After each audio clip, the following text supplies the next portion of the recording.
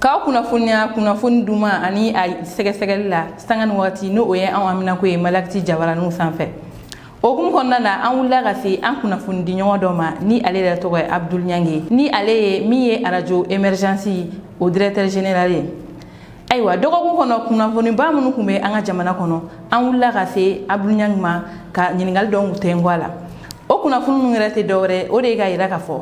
munumunukan dɔ kɔni kun bɛ sen na ka yira ka fɔ ko min ye colonel Sadio Kamara ye ale ni colonel Assimi Goïta ko olu furulen don ɲɔgɔn kɔnɔ ani o tɛmɛnen ka bɔ yen garde nationale la a yirala ka fɔ ko min ye unité d'élite dɔ ye ko o créé la an y'a ɲininka a ka min yɛrɛ ale hakilina ye o ko la a k'o fana fɔ an ye aw ni an ka jɛ ka Abdul Nyange lamɛn a bɛ ka an ka ɲininkali ninnu kɔni jaabi. Munumunukan ye fɛɛrɛ de ye marabagaw ni politiki mɔgɔw bolo u bɛ se ka dilanni kɛ n'a ye cogo min u bɛ tiɲɛni kɛ n'a ye o cogoya kelen na. Ŋunuŋunukan bɛɛ tɛ ŋunuŋunukan gansan ye a bɛɛ tɛ sugula kuma gansan ye a dɔw wulilen b'a kama mɔgɔw fɛ minnu bɛ fɛɛrɛ ɲɛdɔn pour que ka laɲini dɔ de sabati n'a ye. Ŋunuŋunukan bɛ se ka dugu ci i n'a fɔ a bɛ se ka dilanni kɛ cogo min armée bolo avion ni char ni marifa ye kɛlɛminɛ ye cogo min dugudugumakanw fana ye o ɲɔgɔnna de ye marabagaw politikimɔgɔw ani fɛnw bolo quoi. Donc effectivement ni dugudugumakan bɛ ka jɛnsɛn a bɛ wagati caman bɔ k'a yira k'a fɔ ko Assimi Goïta ni colonel Sadio Kamara fɔlen don ɲɔgɔn kɔ hɛrɛ yɛrɛ t'u cɛ. Et puis ko ɲɔgɔn dɔgɔya ni kuma sama-sama yɛrɛ bɔra u ni ɲɔgɔn cɛ kati kɔnɔna la an ye ni kibaruya bɛɛ mɛn. Pour que ka barika don ni kunnafoni na kunnafoniso dɔ de bɛ yen ko Africa Intelligence ale de ye a publier ka jɛnsɛn diɲɛ kɔnɔ kunnafoniso in tɛ Mali kɔnɔ mais anw b'a sɔrɔ internet sira de fɛ. U ka lase kɔnɔ u b'a yirila k'a fɔ gouvernement laban min sigira sen kan sisan ko Assimi Goïta ye a kanu ka Sadio sen bɔ fɛn bɛɛ la ani Modibo Kone pour que k'a ka fanga renforcer. O kɔnɔna la ko a ye Sadio wele premier ministre Choguel wele Malik Diaw ani Ismaël Wage nka k'a ma sɔn ka Sadio ni Modibo Kone wele gouvernement kura in sigili la a y'olu kɛ dan kɛrɛfɛ ye pour k'a ka fanga ta olu kan. Bon u b'a f'i ye ko Choguel yɛrɛ min welela Assimi fɛ ka Sadio ni Modibo Kone dan kɛrɛfɛ o Choguel kelen ko Assimi y'o fana affaibli k'o ka ministre 7 bɛɛ lajɛlen gɛn k'olu bila kɛnɛma. Depuis i b'a dɔn k'a fɔ kuma in commencera ka ɲɔgɔn jɛ logique tɛ a kɔnɔna la. Bon n'i y'u ka lase ninnu lamɛn i b'a ye k'a fɔ d'abord président min n'a bɛ a ka sécurité d'état ɲɛmɔgɔ den kɛrɛfɛ a bi a ka ministre de la défense den kɛrɛfɛ a ma fɛɛrɛ tigɛ k'u minɛ a ma fɛɛrɛ tigɛ k'u wuli ka bɔ o place la ka mɔgɔ wɛrɛ bila o place la. Fo k'olu to yen président bɛna taa fanga ta olu kan yɔrɔ jumɛn gouvernement ministre santé éducation enseignement supérieur président bɛ t'olu de wuli pour que ka fanga sɔrɔ mɔgɔw kan comme ministre de la défense et le patron de la sécurité d'État. Depuis mɔgɔ mɔgɔ bɛ yen ko hakili b'i la i b'a dɔn k'a fɔ ko nin kuma in tɛ tiɲɛ kuma ye. D'ailleurs ni mɔgɔ fila wulili ka b'o place la ni mɔgɔ fila bɛ garde nationale de garde nationale kɛlɛli se tɛ mɔgɔ ye Bamako kɔnɔna la depuis longtemps. Bon ni mɔgɔ fila bɔli gouvernement na o de taara ni Bandaw ni Mokhtar Wane. Assimi Goïta ye diinɛmɔgɔw reçoit Kuluba a y'a kuma fɔ ko n'u tun ma Bandaw lataga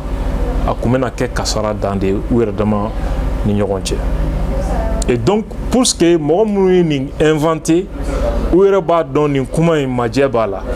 an ka fɛɛrɛ wɛrɛ sigi sen kan fɛɛrɛ min b'a tɔ dafa o la u ko ko Sadio ko k'a bɛ sɔrɔsi ɲɛmɔgɔ wɛrɛw wuli ko Assimi y'i sen da olu wulili kan parce que ko sɔrɔdasi ɲɛmɔgɔw ka surun Assimi Goïta la. Bon, nin kuma effet ye mun ye nin fana laɲini de ye ka duti don Sadio yɛrɛ ni sɔrɔdasi ɲɛmɔgɔw minnu bɛ commandement kunna ka duti don olu ni ɲɔgɔn cɛ et l'affaiblir. Et ka tila ka jɛnsɛn k'a yira k'a fɔ i n'a fɔ Assimi de bɛ o fana ju la. En politique tiɲɛ tɛ jate quoi mais ni kuma in kalon de don hakili bɛ maa la o b'a dɔn kalon de don mais en politique kalon tɛ nafa tɛ tiɲɛ na quoi fɛn bɛ yira ko nin ye tiɲɛ ye nafa b'o de la. C'est ça le grand danger parce que ni kunnafoni yɛrɛ jɛnsɛnni dama bɛ na ni sika de ye mɔgɔw ni ɲɔgɔn cɛ a bɛ na ni confusion de ye mɔgɔw bɛ to yɛrɛ ɲininka la bɛɛ b'a essayer ko jɔ la confiance n'exclut pas le contrôle i jɔ n ka nin ko in jateminɛ mun de qu'est-ce qui se passe donc ni an ma farati a bɛ na taa wolo ko dɔ la u nana ye k'a fɔ an ka dɔ fara a kan o ye mun ye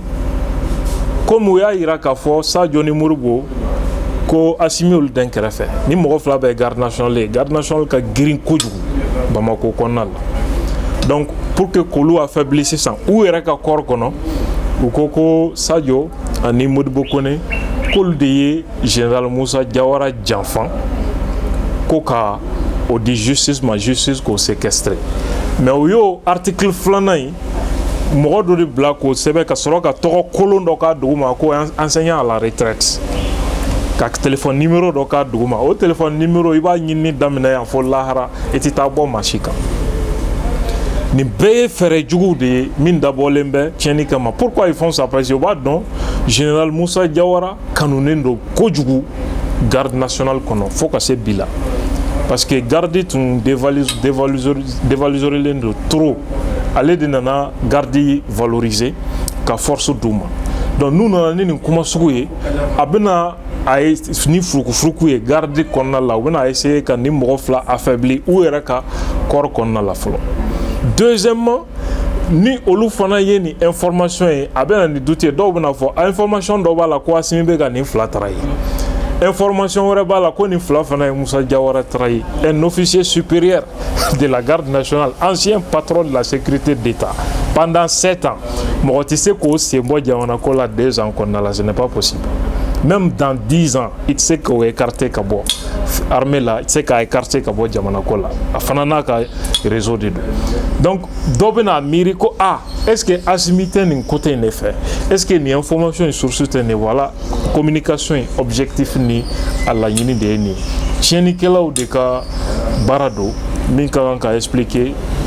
médiaw fɛ kodɔnnaw fɛ n'a y'a sɔrɔ an tɛ kodɔnnaba ye pour que mɔgɔw bɛ se ka a faamuya piège min dalen bɛ an ɲɛ parce que u nana ye k'a fɔ fanga in pour que i k'a firi f'i ka na ni sika don mɔgɔw cɛ ka farafarali don mɔgɔw ni ɲɔgɔn cɛ. Justement ne tɛ défense ni sécurité expert ye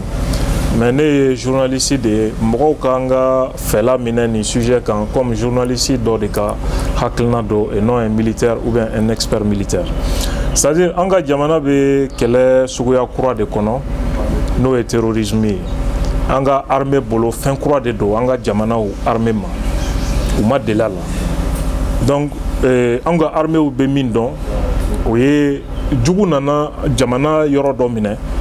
a ye taga u déloger ka dugu libérer o mission sugu an ka armée b'o de dɔn kosɛbɛ mais kɛlɛ kura min b'an da la e ni mɔgɔ min bɛ kɛlɛ la e yɛrɛ t'a dɔn a bɛ fan kelen jumɛn parce que population parti dɔ de don soit u b'u yɛrɛ danbeya ni diinɛ dɔ ye walima diinɛ bolofara dɔ ye walima u b'u yɛrɛ danbeya ni siya dɔ ye et puis u b'o o diinɛ mɔgɔw de cɛ la u b'o siya mɔgɔw fana de cɛ la a kɛlɛli ma nɔgɔ u bɛ se ka kɛ su fɛ kungo kɔnɔ mais tile fɛ olu de b'an cɛ la famille kɔnɔ olu de b'an cɛ la baarayɔrɔ la à tous les niveaux wali tile fɛ u bɛ kɛ kungo kɔnɔ su fɛ olu de b'an cɛ la an ka duw kɔnɔ barodaw la gɛrɛnw na etc an t'a dɔn mɔgɔ sogo minnu don o kɛlɛ façon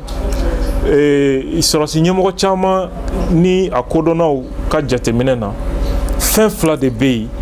min nafa ka bon o la kosɛbɛ o ye renseignement de ye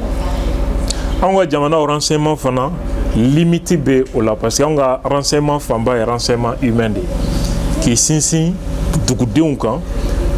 sigida mɔgɔw kan pour que ka kunnafoni sɔrɔ ka b'olu yɔrɔ ka traiter ka analyser ka baara kɛ mais terrorisme kɛlɛli la nin bɛɛ ye majɛ dɔ ye parce que kɛlɛ min don a bɛ population yɛrɛ de fana cɛ la mɔgɔ mɔgɔ fana bɛ kibaruya dɔ di fanga ma terrorisiw nana olu mɔgɔw da publiquement k'u kan tigɛ a ye mɔgɔw lasiran kibaruya di ɲɛ d'ailleurs i bɛ adressé jɔn na k'i bɛ kibaruya d'o ma parce qu'on ne sait même plus qui est qui donc o de nana kɛ difficulté ba ye jamana nana essayer an k'a lajɛ an k'an ka renseignement moderniser